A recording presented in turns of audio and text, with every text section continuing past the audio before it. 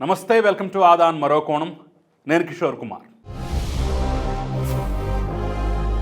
మీ అందరికీ తెలుసు, ఇది సర్వేల కాలం అని చెప్పేసి. ఇక ఎలక్షన్ వరకు ప్రతిరోజు లేదా 2-3 రోజులకు ఒకసారి ఏదో ఒక సర్వే మన కళ్ళ ముందుకు వస్తూనే ఉంటుంది. సో ఓటర్ నాడిని ప్రతిక్షణం ప్రభావితం చేసేటటువంటి ప్రయత్నం, ఓటర్ని ప్రతిక్షణం ప్రభావితం చేసేటువంటి ప్రయత్నం అయితే ఆ సర్వేల ద్వారా జరుగుతూనే ఉంటుంది. ఇక ఈ నేపథ్యంలోనే నిన్నగాక మొన్న ఒక సర్వే కూడా వచ్చింది. దాన్ని తెలుగుదేశం వాళ్ళు ఒక రకంగా, వైసీపీ వాళ్ళు ఒక రకంగా ప్రొజెక్ట్ చేసుకోవటం, ప్రచారం చేసుకోవడం మనం చూస్తూనే ఉన్నాం. బాబు ఇదంతా మార్పుడు, మేము ఇచ్చిన నంబర్స్ అవి కావు, వాళ్ళు ఈ రకంగా మార్చారు, వీళ్ళు ఈ రకంగా మార్చారని చెప్పేసి మొత్తానికి ఆ సర్వే సంస్థ ఏదో తంటాలు పడుతూ మేము ఇచ్చిన రిపోర్ట్ ఇది అని చెప్పేసి మళ్ళీ ఏదో కవర్ చేసే ప్రయత్నం అయితే చేసింది. సో అలాంటి మార్ఫింగులకు తావు లేకుండా, అలాంటి మార్పులు చేర్పులకు తావు లేకుండా సాక్షాత్తు నేనే సొంతంగా ఫోన్ చేసి మరీ నంబర్లతో సహా తెలుసుకున్నటువంటి తాజా సర్వే రిపోర్ట్ని నేను మీకు అందించే ప్రయత్నం చేస్తున్నాను. ఇది మనకి ఎక్స్క్లూజివ్.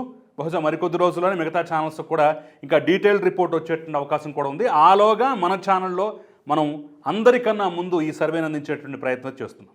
సో ఎక్కడా స్కిప్ చేయకుండా పూర్తిగా ఆశాంతం దీన్ని చూడండి. మీ అభిప్రాయాన్ని కామెంట్ రూపంలో తెలియజేసే ప్రయత్నం అయితే చేయండి. ఇక నేను అసలు పాయింట్కి వచ్చేస్తాను. ఏంటా సర్వే సంస్థ అంటే, తెలంగాణలో చాలా సక్సెస్ఫుల్గా, సార్వత్రిక ఎన్నికల్లో చాలా సక్సెస్ఫుల్గా రియాలిటీకి దగ్గరగా నంబర్స్ ఇచ్చినటువంటి సంస్థల్లో ఒక సంస్థ, అది కూడా మన తెలుగు సంస్థ అయినటువంటి చాణక్య స్ట్రాటజీస్ ఎక్స్క్లూజివ్గా మనకు అందిస్తున్నటువంటి సర్వే రిపోర్ట్నే ఈరోజు నేను మీ ముందుంచేటువంటి ప్రయత్నం చేస్తున్నాను. తాజాగా మేము చాణక్య స్ట్రాటజీస్ సంబంధించినటువంటి ముఖేష్ కానివ్వండి, నేను కానివ్వండి, మేమిద్దరం కలిసి రాయలసీమ సర్వే రిపోర్ట్ను కూడా అందించాం.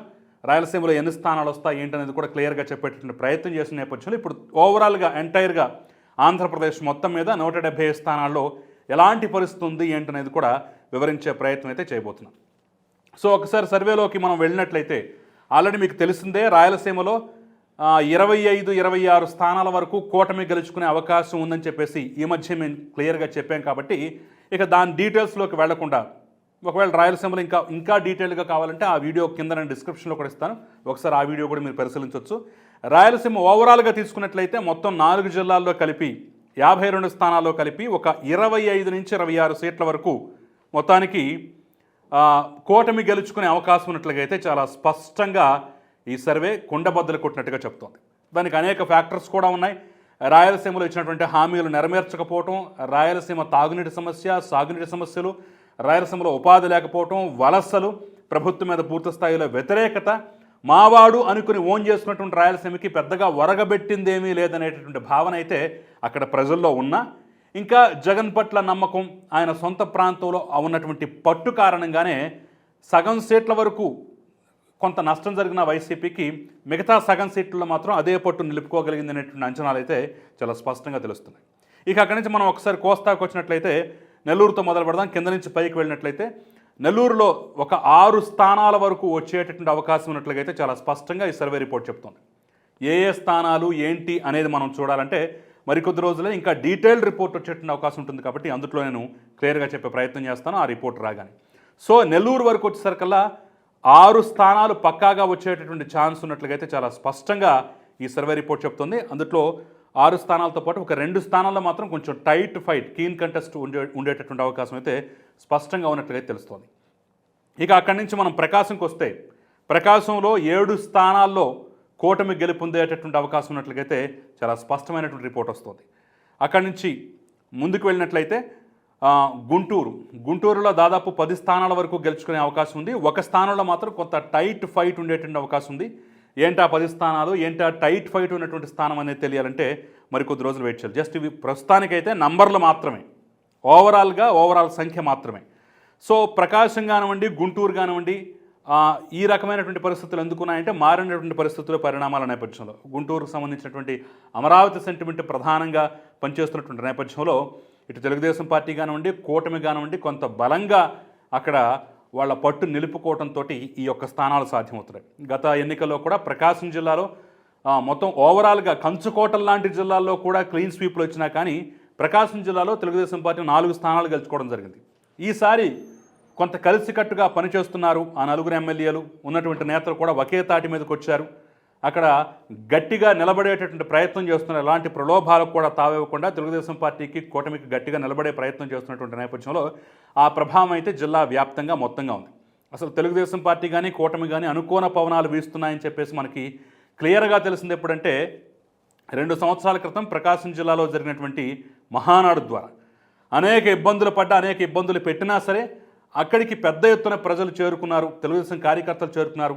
అసలు అనుకున్న దానికన్నా ఊహించిన దానికన్నా ఎక్కువగా సక్సెస్ చేసినటువంటి వైనాన్ని చూసిన తర్వాత గాలి ఇటువైపు వీస్తోంది అనేటువంటి భావన కలిగింది. సో అక్కడి నుంచి మొదలైనటువంటి ప్రభంజనం ఈ రోజుకి మనం కొనసాగుతోంది, మనం చూస్తూనే ఉన్నాం. సో ప్రకాశం జిల్లాలో 7 స్థానాలు అయితే డెఫినెట్గా కూటమికి వచ్చేటువంటి అవకాశం ఉందని, గుంటూరు జిల్లాలో అయితే 10 స్థానాల వరకు లెక్క పెట్టుకోవచ్చు అని చెప్పేసి అయితే తెలుస్తుంది. అయితే గుంటూరులో ఒక స్థానంలో మాత్రం కొంత టైట్ ఫైట్ ఉంది. అది నువ్వా నేనా అనేటువంటి పరిస్థితి ఉంది. అది అటైనా కావచ్చు, ఇటైనా కావచ్చు. సో ఇక అక్కడి నుంచి కాస్త పైకి వెళ్ళినట్లయితే కృష్ణా జిల్లాలో దాదాపుగా 12 స్థానాల వరకు ఇక్కడ గెలుచుకునేటువంటి అవకాశం ఉంది. లాస్ట్ టైం కేవలం 2 స్థానాలకే పరిమితమైనటువంటి కృష్ణా జిల్లాలో ఈసారి అనూహ్యంగా 10 స్థానాలు ఎక్స్ట్రాగా పెరిగి, ముఖ్యంగా గుడివాడ, గన్నవరం వంటి చోట్ల కూడా ఈసారి తెలుగుదేశం పార్టీ గెలుపొందేటటువంటి అవకాశాలు చాలా స్పష్టంగా కనిపిస్తున్నటువంటి నేపథ్యంలో ముఖ్యంగా అసలు నందిగామ, జగ్గైపేట వంటి స్థానాలు అయితే అసలు ఊహించక్కర్లేదు, మీరు కళ్ళు మూసుకొని గెలుస్తుంది కూటమి అనేటువంటి పరిస్థితులు ఉన్నటువంటి నేపథ్యంలో ఇక విజయవాడలో ఉన్న కీలక స్థానాల్లో ఏమాత్రం డౌట్ లేకుండా క్లీన్ స్వీప్ చేసినా సరే ఆశ్చర్యపోకర్లేదు అనేటువంటి పరిస్థితులు, పరిణామాలు ఉన్నటువంటి నేపథ్యంలో అక్కడ దాదాపుగా 12 స్థానాల వరకు అంచనా వేసుకోవచ్చు అని చెప్పేసి అయితే క్లియర్గా ఈ సర్వే రిపోర్ట్ చెప్తుంది. ఇక అక్కడి నుంచి ఉభయ గోదావరి జిల్లాలకు వచ్చినట్లయితే ఉభయ గోదావరి జిల్లాలు 2 జిల్లాల మొత్తం మీద ఒక 30 స్థానాల వరకు కూటమి గెలుచుకునేటువంటి అవకాశం ఉన్నట్లుగైతే చాలా స్పష్టంగా సమాచారం అందుతోంది. ఆ యొక్క సర్వే రిపోర్ట్ యొక్క సారాంశం కూడా ఇదే.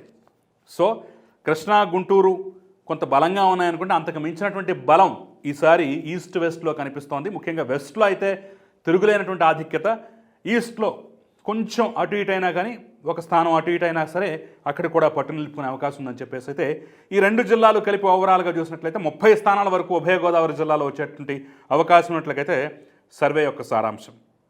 ఇక అక్కడి నుంచి ఉత్తరాంధ్రలో ఒక విజయనగరం మాత్రమే అనుకున్నటువంటి రీతిలో కూటమికి అవకాశాలు దక్కట్లేదు. కానీ ఆ మిగిలినటువంటి జిల్లాల్లో కూడా అద్భుతమైనటువంటి పరిస్థితులు అయితే కనిపిస్తున్నాయని చెప్పేసి కూడా ఈ సర్వే సారాంశం చెప్తోంది. సో ఈస్ట్ వెస్ట్ దాటి కొంచెం ముందుకెళ్ళినట్లయితే విజయనగరంలో 3 స్థానాలు అయితే పక్కాగా చెప్తున్నారు, 2 స్థానాలు అయితే కీన్ కంటెస్ట్ అంటే కొంత టైట్ ఫైట్ ఎదుర్కొనేటువంటి అవకాశం ఉన్నట్లుగా తెలుస్తుంది. ఉత్తరాంధ్రలో కానీ ఓవరాల్గా చూసినట్లయితే మనకి ప్రధానంగా కడప తర్వాత ఆ స్థాయిలో లేదా అంతకన్నా తక్కువ స్థానాలు వచ్చేటటువంటి జిల్లా ఏదైనా ఉందంటే అది విజయనగరం మాత్రమే అని చెప్పేసి అయితే క్లియర్గా చెప్తున్నారు.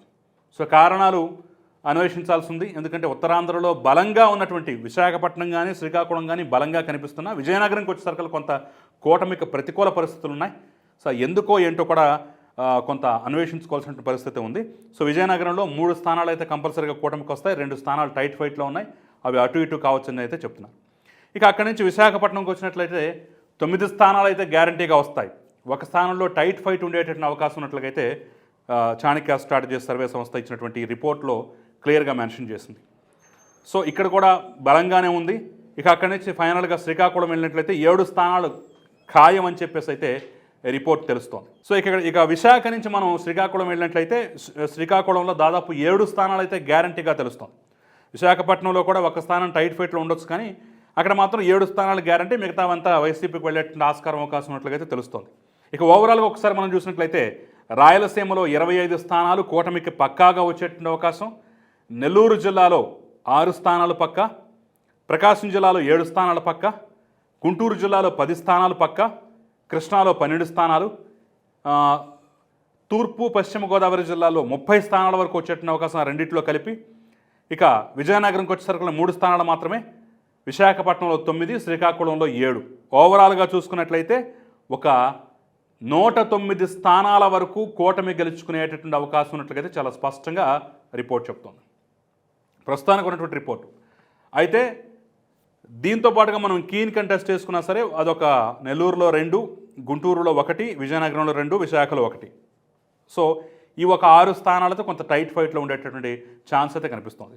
సో గతంలో 115 నుంచి 120, 128 స్థానాల వరకు వచ్చేటువంటి అవకాశం కూటమికి ఉంది అని చెప్పినటువంటి ఇదే సంస్థ, ఇదే సర్వే రిపోర్ట్లు ఇప్పుడు ప్రస్తుతానికైతే 109 స్థానాల వరకు కూటమికి అవకాశం ఉన్నట్లయితే తెలుస్తుంది. సో ఇది శుభ పరిణామం అయితే కాదు, అయితే కొంత ఊపిరి పీల్చుకోవచ్చు కానీ శుభ పరిణామం అయితే కాదు. సో దీన్ని బట్టి డేంజర్ బెల్స్ మోగుతున్నాయని అర్థం చేసుకొని కూటమి నేతలు ఇంకాస్త జాగ్రత్త పడాల్సినటువంటి ఆవశ్యకత అయితే చాలా స్పష్టంగా కనిపిస్తోంది. ఇదే సంస్థ గతంలో ఇచ్చినటువంటి సర్వే రిపోర్ట్లో 115 నుంచి 120 స్థానాలు పైచిలకు ఇచ్చినటువంటి దాంట్లో ఇప్పుడు 109 స్థానాలకు ప్రస్తుతానికి పరిమితమైందంటే స్థానాలు తగ్గాయంటే జగన్మోహన్ రెడ్డి బలం నెమ్మదిగా పెరిగేటటువంటి పరిస్థితులు కనిపిస్తున్నాయని చెప్పేసి సిద్ధం వంటి సభల ద్వారా న్యూట్రల్ ఓటర్ను ఆకట్టుకునే ప్రయత్నం కానివ్వండి, కొంత పథకాల ప్రభావం కానివ్వండి, వాలంటీర్ల యొక్క కృషి కానివ్వండి, ఇవన్నీ కొంత ఆయనకు అదనంగా యాడ్ అయ్యాయి. ముఖ్యంగా కూటమి నేతల్లో ఇంకా నైరాశ్యం, టికెట్ల పంచాయతీ తెక్కపోవటం, జగన్మోహన్ రెడ్డి వెళ్ళినంత వేగంగా వెళ్ళకపోవటం అనేది కూడా కొంత ప్రతికూలమైనటువంటి అంశాలకైతే చెప్తున్నారు. ప్రభుత్వం మీద ఉన్నటువంటి వ్యతిరేకత మాత్రమే ప్రస్తుతానికి కూటమిని కాచి కాపాడుతోంది. మీరు ఇంకా మేల్కొని సోషల్ మీడియాను పర్ఫెక్ట్గా ఉపయోగించుకొని అదేవిధంగా గ్రౌండ్లో కూడా దూసుకుపోయేటటువంటి విధంగా ప్రచారం చేయకపోతే రేపటి రోజున ఇంకా ఇబ్బందికర పరిస్థితుల పరిణామాలు వస్తాయి. ప్రస్తుతానికైతే 109 స్థానాల వరకు మీరు ఇప్పటికిప్పుడు ఎన్నికలు జరిగితే పరిమితమయ్యే పరిస్థితి ఉంది. ఇది పెంచుకోకపోతే, గ్రాఫ్ని పెంచుకోకపోతే ముందు ముందు ఇబ్బందికరమైనటువంటి పరిస్థితులు వచ్చేటువంటి అవకాశం ఉన్నాయని అంటూ కూడా ఈ యొక్క సర్వే రిపోర్టు సారాంశాన్ని బట్టి మనం అర్థం చేసుకోవచ్చు. సో ప్రస్తుతానికైతే కేవలం ఊపిరి పీల్చుకోవచ్చు, కానీ ఇంకా జాగ్రత్త పడాల్సినటువంటి ఆవశ్యకత ఉందని చెప్పేసి అయితే ఆ రిపోర్ట్లో క్లియర్గా మెన్షన్ చేయబడి ఉంది. తాజా సమాచారం అయితే ఇది. తాజా ఎన్నికల ఫలితాలను ప్రభావితం చేసేటటువంటి అంశాలైతే ఇవి. మరి ఈ సర్వే యొక్క రిపోర్ట్ మీకు ఏ విధంగా అనిపించింది? మీ అంచనాలు ఏంటి? మీ అభిప్రాయం ఏంటి? తగినటువంటి గ్రాఫ్ పెరగాలంటే ఏం అనేటటువంటి అంశాలను కూడా మీరు నా కామెంట్ రూపంలో తెలియజేసేటువంటి ప్రయత్నం చేయండి. అంతకన్నా ముందు దయచేసి ఈ వీడియోని లైక్ చేయండి, షేర్ చేయండి, సబ్స్క్రైబ్ చేయడం మాత్రం మర్చిపోకండి. నమస్తే.